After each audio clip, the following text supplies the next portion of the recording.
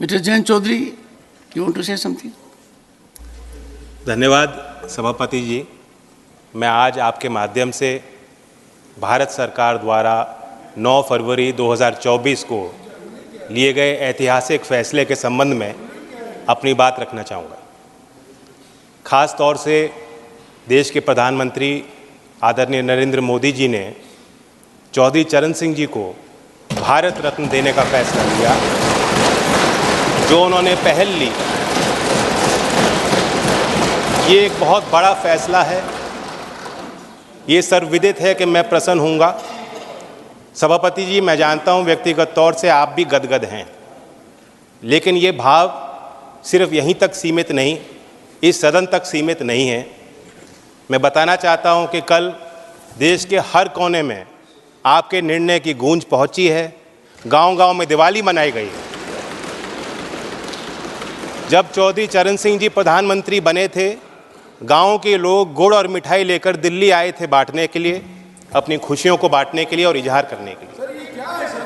उसी तरीके से कल भी कनॉट प्लेस में किसानों ने गुड़ बांटा है। ये दिखाता है, दर्शाता है कि ये फैसला सिर्फ चौधरी चरण सिंह जी के लिए परिवार तक सीमित नहीं है।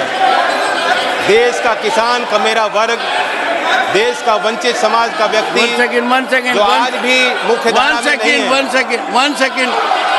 उनको सशक्त करने वाला फैसला लिया। इस सदन की कार्रवाई के दौरान दुर्व्यवहार को लेके बहुत दुखी हूं। आपने मेरी ही नहीं, देश की भावनाओं को व्यक्त किया। सभापति जी, आपने मुझे संरक्षण दिया। बड़ी अचंभा मुझे होती है कि हम चौधरी चरण सिंह जैसी शख्सियत को किसी गठजोड़ के बनने और तोड़ने और चुनाव लड़ने और जीतने तक सीमित रखना चाहते हैं। लेफ्ट, राइट, सेंटर में हम बटे रहेंगे तो ये देश के जो असली धरती पुत्र थे, उनका आदर और सम्मान हम कैसे रख पाएंगे।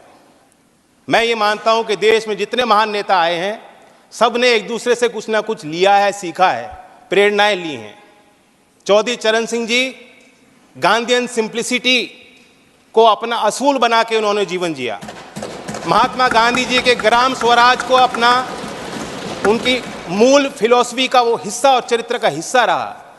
लाल बहादुर शास्त्री की ईमानदारी, नैतिक, उनके चारित्रिक गुणों को उन्होंने अपने अंदर समाया। इस सदन के माननीय सदस्य पूर्व प्रधानमंत्री एच.डी. देवेगौड़ा, जैसे इनकी राजनीतिक पहचान खेती और किसानी से जुड़ी हुई है, उसी प्रकार से चौधरी चरण सिंह जी की पहचान भी खेती और किसानी और कामगार से जुड़ी हुई है। राजनीतिक विशेषज्ञ मानते हैं कि जैसे इंदिरा गांधी जी में एक करिश्माई शक्ति थी लोगों को अपनी तरफ आकर्षित करने की, उसी प्रकार से चौधरी चरण सिंह जी को सुनने के लिए, उनको छूने के लिए, उनको बेहतर तौर से समझने के लिए दूर दूर से, गांव-गांव से लोग चले आते थे। और मैं ये भी मानता हूँ, 10 साल मैं विपक्ष में रहा हूँ, कुछ ही देर इस सदन में मैं इस तरफ बैठा हूँ, लेकिन मैंने देखा है कि 10 साल में जो आज सरकार है, इनकी कार्यशैली में भी चौधरी चरण सिंह के विचारों की झलक है। जब आदरणीय प्रधानमंत्री जी ग्रामीण क्षेत्र में शौच की दुर्व्यवस्थाओं पर प्रकाश डालते हैं, जब महिला सशक्तिकरण को अपना प्लेटफॉर्म भारत सरकार बनाती है और गांव-गांव में जागृति पैदा करती है, तो मुझे उसमें चौधरी चरण सिंह जी की बोली याद आती है। सभापति जी, हम लोग नेताओं को समझ नहीं पाएंगे अगर हम इसी तरह बटे रहेंगे। कुछ लोग, उनके अंदर भ्रम है। कुछ लोग ये भी कहते हैं, मानते हैं कि चौधरी चरण सिंह जी जाटों के नेता थे या सिर्फ किसानों की वकालत करते थे। ऐसा नहीं, वो विचारक थे और उनके इंटेलेक्चुअलिज्म पे जो टेरेंस जे बायर्स, जो प्रोफेसर थे oriental college in African studies London school में, यूनिवर्सिटी ऑफ लंदन में, उन्होंने किताब लिखी है चरण सिंह 1902 to 87 एन असेसमेंट। मैं उससे कोट करना चाहूँगा सर। चरण Singh did have incisive intelligence and he undoubtedly applied it to a continuing study of agricultural problems in Uttar Pradesh. Judgment on whether he was an intellectual, of course, turns to one definition of intellectual. My judgment is that on the most rigorous definition, Charan Singh was clearly an intellectual, and not only that, the most unusual one. Sir, जो प्रधानमंत्री जी ने और भारत सरकार ने चौधरी साहब को भारत रत्न दिया है, मैं मानता हूं उससे दो बड़े काम हो जाते हैं।